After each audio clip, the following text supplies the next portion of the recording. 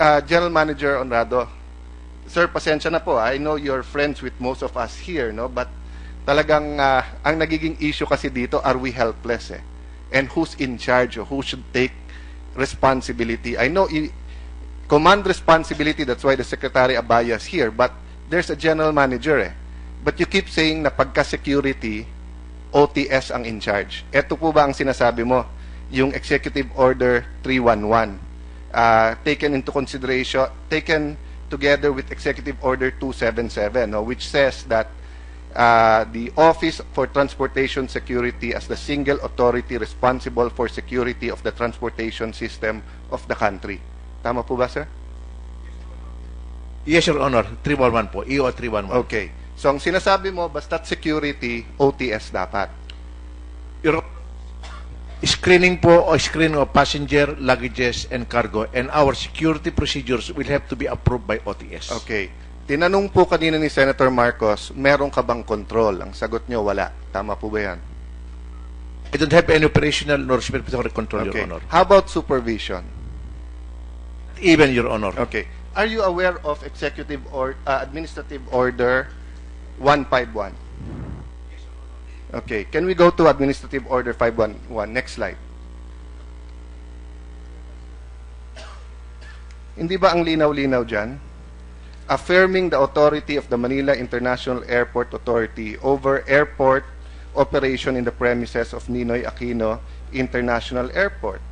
Under Section 9B of EO 903, the MIAA General Manager is empowered to provide general supervision and overall coordination on all government agencies operating in NAIA. So you cannot tell us now na there are 22, 40, 50, etc. You have general supervision, meaning kung may problema, tama, hindi ikaw ang automatically may masisisi. Pero kung may problema, trabaho mo i-coordinate lahat yan. And if you read the rest of the AO, you are empowered to call for them to make amendments in the procedure. Tama po ba yan? Yes, Your Honor. But if I may be Go allowed, ahead, sir. Your Honor. Go ahead, sir. Meron pong provision dito, provided that such supervision over the person of secretary shall not neither removes nor diminish the power and authority of the said government agencies insofar as their legal mandates are concerned, and their control and supervision over the I agree. Control means, sir, pag ang inutos ni General hulihin, you cannot overrule him. Huwag hulihin. That's control. Control means you cannot supplant his order with your order. But general supervision means, no, you can call him and say, sir, may problema tayo dito. Hindi na ordinaryong isa-isa na may nakukuha ng bala. Yung sistema natin may problema. Upuan natin at baguhin natin sistema. That's within your power, sir. Correct? Yes, Your Honor, because of the installation of the Airport Security Okay. Center. Can you go to the next slide? To prove my point, ito po, sa Section 2, ang linaw-linaw dyan, the General Manager of the MIAA may cause the government agencies operating under the NAIA to modify or make adjustments in the layout of the offices, flow of work, arrangement, procedures, etc., etc. Okay, sir. Since lumabas tong tanimbala, have you made any changes or amendments, corrective, protective measures to assure people, huwag kayong matakot, nandito kami? Have you done anything? Your Honor, the OTS has come up with their new procedure. Sir, I'm not talking about the OTS. I'm talking about the general manager. I will go to them later. Kasi ang nakalagay dito, you have overall authority over NAIA and you have general supervision and kayo po ang chief coordinator. Did you call all of them? Kasi ang OTS, ituturo naman ngayon yung Aviation Security Group. Ang Aviation Security Group, ituturo naman nila ang batas at ang piskalya. That's why there has to be one person in charge and he will take charge and coordinate. So I'm asking, sir, wag yung ginawa ng OTS. Did you call a meeting? Yes, Your Honor. What date yung meeting na The yun, 1st sir? of October, Your Honor. Okay, and what did you tell them sa meeting One na of the yun? major issues is the tanimbala, the alleged tanimbala, and then the measures to come up with in order to assure the public of their safety. The first thing that was directed to OTS is put up more signages. That was the first issue. Sign, ano hong nakalagay Signages sa sign? po. Bawal magtanim ng bala? No, I'm sorry. You, let me explain, sir, why I said that, ha? There was also a case of tanimbala in Davao City. Is the mayor of any city where the airport, are they part of any security group? Hindi po, di ba? Wala po, sir. Wala po. But si Mayor Duterte sent more policemen to the airport. Gumala sila. May dalang leaflet. Sabi sa leaflet, mag-ingat sa tanimbala, bawal ang tanimbala. He went on TV at sabi niya, ipakakain niya yung bala dun sa nagtatanim ng bala.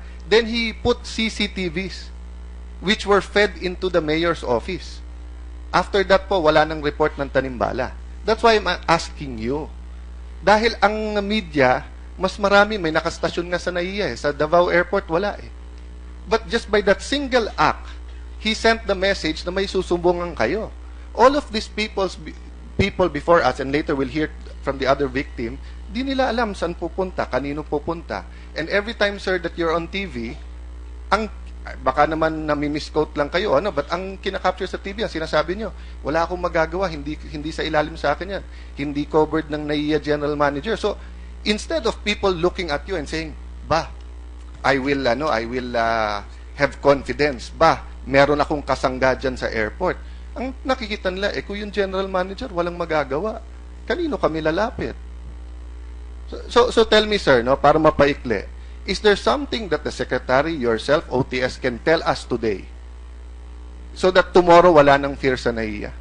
Well, basically po, I feel that one of the major issues is awareness.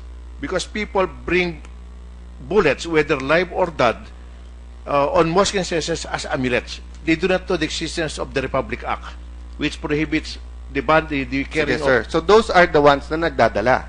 So are you saying, sir, na walang tanimbala ngayon? Because the people in front of you, none of them brought bullets, according to them. So are you saying now they're lying? At nagdala sila ng bala?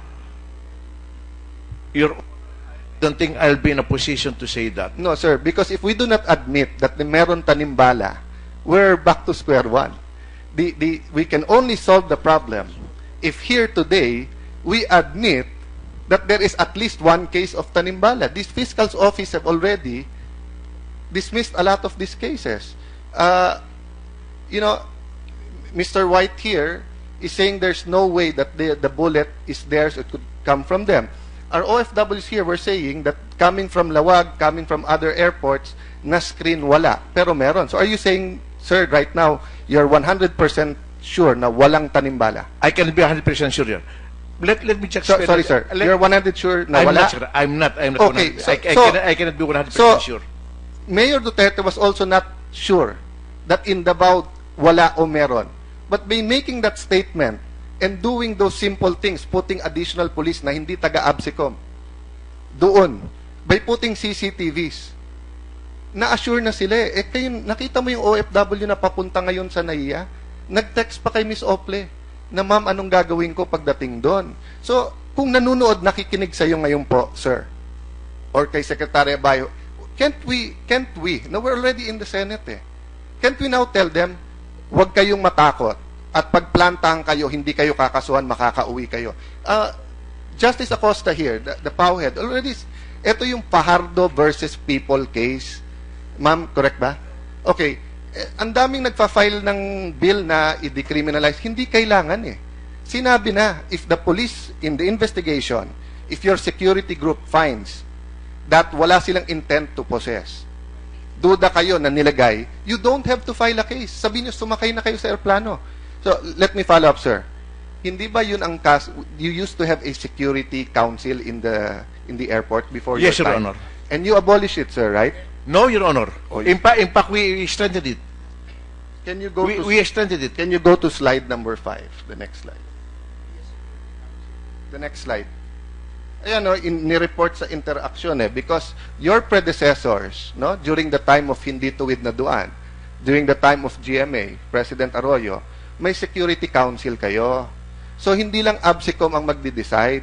Magkakasama kayo, i-report sa security council, sir, may nahulihan ng bala.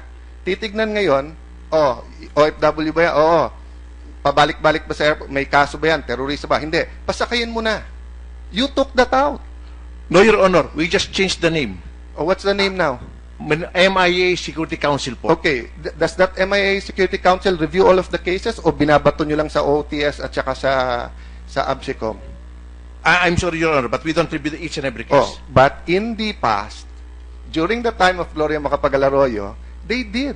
That's why hindi sumabog. Meron ng laglag bala nun, meron nagdadala ng amulets nun. So, ibig nyo sabihin, sa baluktot na daan, yung OFWs hindi naharas, pero sa tuwid na daan, mahaharas tayo.